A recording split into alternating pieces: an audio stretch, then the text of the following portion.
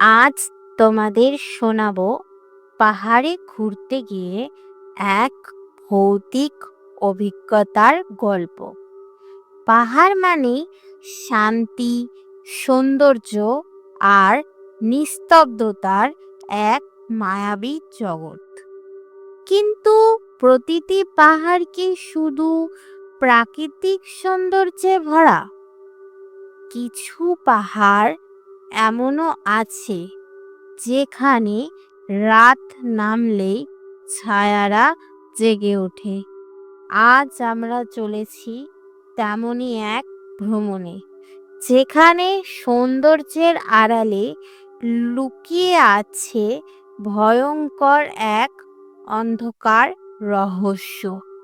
শুরু করছি আমাদের আজকের গল্প, ভৌতিক পাহাড়ের রহস্যময় ভ্রমণ।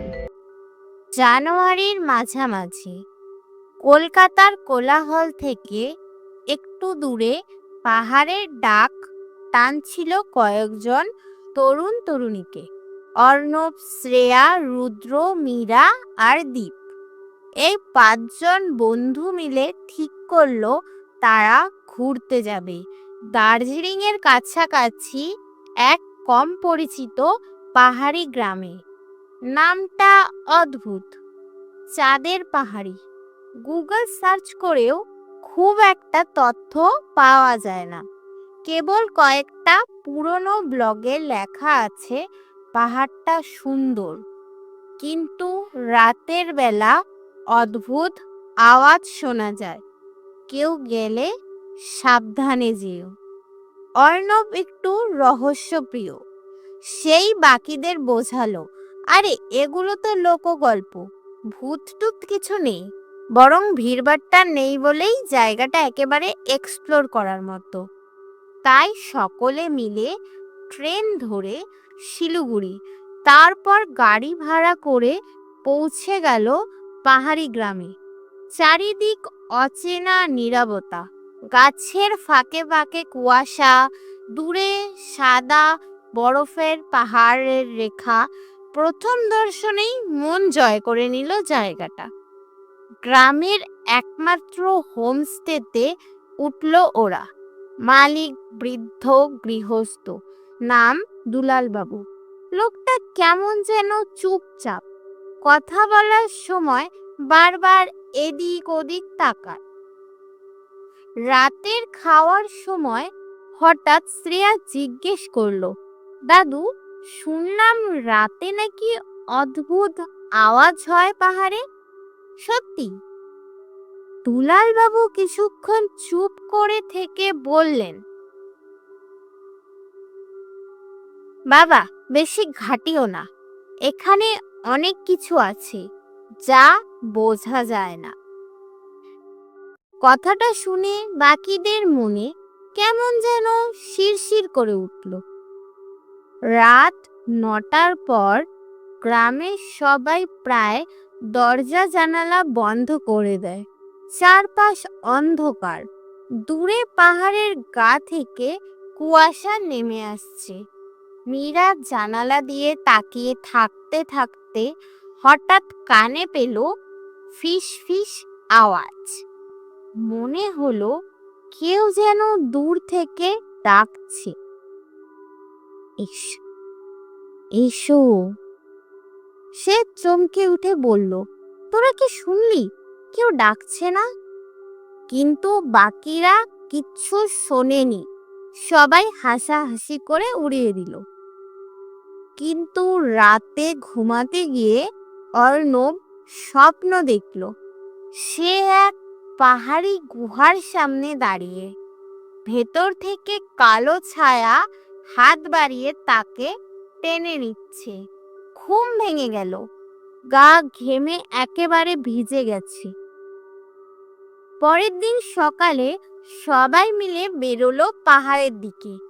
লোকজন বলল, উপরে একটা পরিত্যক্ত মঠ আছে, সেখানে কেউ যায় না। চলতে চলতে রাস্তার ধারে এক বুড়ি মহিলার সঙ্গে দেখা হলো তার। চোখ দুটো অদ্ভুত, যেন ফাঁকা ফাঁকা, তিনি ফিসফিস করে বললেন, ওখানে যেও না বাবা মা। ওই মঠের ভেতর অভিশপ্ত আত্মারা আছে। যে একবার ঢোকে সে আর ফেরে না। বন্ধুরা প্রথমে ভয় পেলেও পরে আবার হাসতে লাগলো। রুদ্র বলল, আরে এগুলো পুরনো লোককথা, চল আমরাই সত্যিটা খুঁজে বের করি। প্রায় 1.5 ঘন্টা হাঁটার পর তারা পৌঁছালো মঠের কাছে।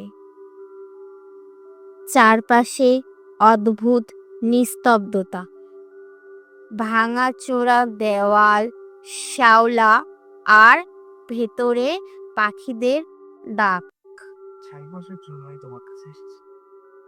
মঠের ভেতরে ঢুকে ওরা লক্ষ্য করলো দেওয়ালে অদ্ভুত চিহ্ন আঁকা, কোনো অচেনা ভাষার লিপি। মীরার চোখ হঠাৎ এক জায়গায় আটকে গেল। একটা প্রাচীন মূর্তি, যার চোখ ফাঁক, কিন্তু মনে হচ্ছিল যেন তাকিয়ে আছে। ঠিক তখনই দীপের পায়ের কাছে একটা পুরনো লাল কাপড় মাটিতে পড়ে গেল। সে তুলতেই ভেতর থেকে বেরোলো শুকনো রক্তমাখা হাড়। শ্রেয়া চিৎকার করে উঠল, একই জিনিস! ঠিক সেই মুহূর্তে মঠে অন্ধকার ঘর থেকে ভেসে এলো এক অদ্ভুত সুর, যেন কেউ প্রাচীন মন্ত্র পড়ছে। অর্ণব টর্চ জ্বালিয়ে ভেতরে ঢুকতেই দেখলো দেওয়ালে হঠাৎ রক্তের দাগ ফুটে উঠেছে।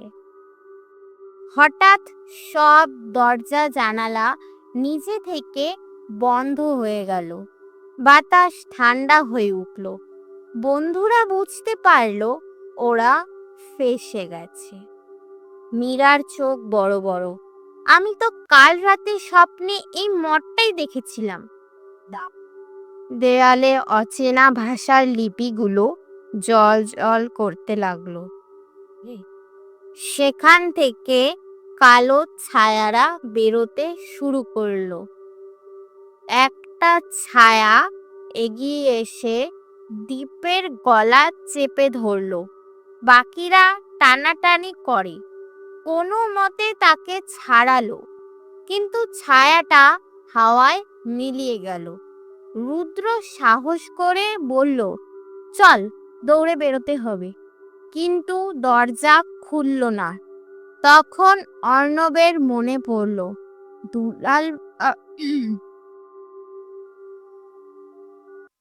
দুলাল বাবু বলেছিল বেশি ঘাটিও না, হয়তো কোনো পথ আছে। ওরা একসঙ্গে প্রার্থনার মতো করে চিৎকার করতে লাগলো, আমরা কিচ্ছু চাই না, আমাদের ছেড়ে দাও। অবাক ব্যাপার, কিছুক্ষণ পরেই দরজা কড়কড় করে খুলে গেল। ওরা দৌড়তে দৌড়তে পাহাড় থেকে নেমে এলো। গ্রামে ফিরে দেখে দুলাল বাবু যেন আগেই জানতেন কি ঘটেছে। তিনি গভীর নিঃশ্বাস ফেলে বললেন, ওই মঠে এক সময় এক তান্ত্রিক সাধনা করত। কালো বিদ্যার শক্তি পেতে গিয়ে সে ব্যর্থ হয়েছিল। তখনই তার আত্মা আর তার দ্বারা নিহতদের আত্মারা আটকে গেছে ওই পাহাড়ে। অনেকে গিয়েছে আর ফেরেনি। তোরা ভাগ্যবান যে প্রাণে ফিরে এসেছিস। বন্ধুরা স্তব্ধ হয়ে গেল। ওরা ঠিক করলো ভোর হতে গ্রাম ছেড়ে চলে যাবে। কিন্তু সে রাতে আবারও অদ্ভুত ঘটনা ঘটল। অর্ণব ঘুমের মধ্যে শুনল কেউ ফিস ফিস করে বলছে, তুমি এসেছিলে, আবার আসবে। সে হঠাৎ চোখ খুলে দেখলো জানালার বাইরে দাঁড়িয়ে আছে কালো ছায়ামূর্তি। চোখ দুটো জ্বলছে লাল রঙে। অর্ণব চিৎকার করতেই বাকিরা উঠে পড়ল। জানালার বাইরে তখন শুধু কুয়াশা। পরদিন সকালে সবাই গাড়িতে চেপে গ্রাম ছেড়ে চলে গেল, কিন্তু মন থেকে আতঙ্ক কিছুতেই গেল না। ফিরে এসে অর্ণব ডায়েরিতে লিখল, চাঁদের পাহাড়ি শুধু একটা ভ্রমণ নয়, এটা এক অভিশাপ। আমরা বেঁচে ফিরেছি, কিন্তু পাহাড় এখনো আমাদের ডাকছে। হয়তো কোনোদিন আবার ফিরতে হবে। ডায়েরির শেষ পাতায় হঠাৎ রক্তের দাগ দেখা গেল। এই গল্পটা শুধু ৫ জন বন্ধুর পাহাড় ভ্রমণের কাহিনী নয়, এটা এক রহস্যময় পাহাড়ের ডাক, যেখানে প্রকৃতি আর অপ্রকৃতি মিশে আছে। অজানা সবকিছুর মধ্যেই ভয় লুকিয়ে থাকে, আর কৌতূহল কখনো কখনো মানুষকে নিয়ে যায় মৃত্যুর মুখে। পাহাড়ের ভ্রমণ শেষ হলো, কিন্তু সত্যি কি শেষ হলো? প্রতিটি কুয়াশা ঢাকা বন, প্রতিটি অন্ধকার গুহা, প্রতিটি নিস্তব্ধ রাত লুকিয়ে রাখে অজানা এক রহস্য। আজ আমরা শুধু এক পাহাড়ের গল্প শুনলাম, কাল কে জানে হয়তো সেই ভৌতিক ডাক পৌঁছে যাবে আপনার কাছেও।